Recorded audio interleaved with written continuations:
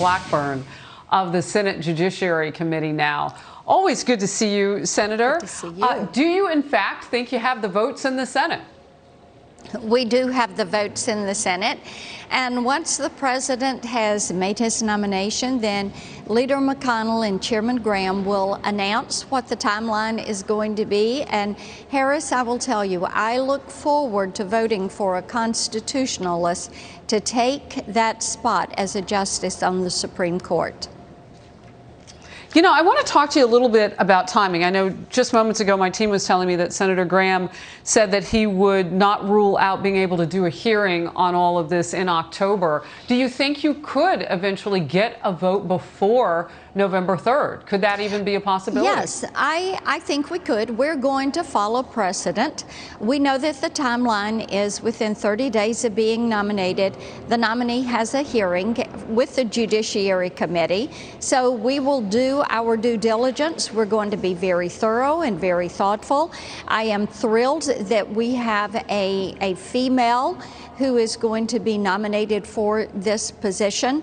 And you're going to see us really push to get this work done. And I think it's also important to note that the Democrats who are fighting us on this are the ones who are saying we want to pack the court. They want to structurally change the Supreme Court. So I think it's very important that we meet our obligation, do our duty, and the president is moving forward in just the right manner on this issue. Okay. Two quick questions for you in follow-up to that. So, you know, he's the president till January, even if he does not win. Right. You've got the Senate majority till the end of the year, you know, no matter what kind of flipping would go on with Democrats. So could you do it after November 3rd? I mean, you still, is that how it works? You could still hold that vote and Correct. Be able Absolutely. to put this nominee through. At any point between now and the end of this Congress, we could call the vote. That's right. And you mentioned packing the court. I want to pause and just lean on that for a second, because I first of all want to get your reaction to what that would actually look like, because that would mean the Democrats, a majority, would then lengthen out or expand out the number of justices you have and then pack them with people that they think that are party friendly to them. Well, you're right. And even Justice Ginsburg a couple of years ago said she thought 9 was the right number for the Supreme Court and that it should not be expanded because she felt like it would politicize the court. And we should listen to others who agree that 9 is the correct number. And it's also why, as you look at a court now that is an 8-member court, if there are those who are going to try to throw the election into the Supreme Court, like they did in 2000, then it is important that we go ahead and call this vote prior to the November 3rd election. All right. I do want to get to this. Some analysts are warning, Senator, a push to confirm a new U.S. Supreme Court justice before the election could doom GOP senators in some tough races, you know, in some of the swing areas that they are, the swing states and districts.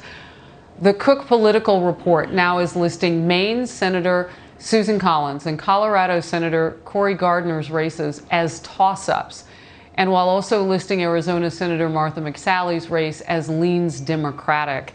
Is there enough room in your vote structure now with regard to a nominee that you could allow these people to be dissenters? And Cory Gardner has not said that that is the route he's going to take.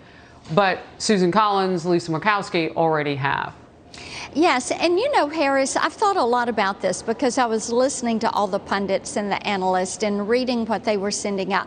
I think what we have to remember is that much of the reason that the American people elected President Donald Trump to office was because he could make a decision. And he was making a decision based on the Judeo-Christian ethic and our founding and first principles, and they had grown weary of President Obama and Vice President Biden trying to do things by czars and committees and letting the elites make decisions and not letting the elected representatives do it. So I think we have to remember that. And also, one of the things that was a driver in 2016 and 2018 was that the American people wanted to see a court system that was fair. And this is an enormous issue with women that are suburban women. They want to see fairness, they want to see a level playing field, they want to see equality and justice. So moving forward on what is our constitutional duty, and the president fulfilling his constitutional obligation to bring forward a nominee, and us to take up and provide that advice and consent, absolutely, we are going to do our job.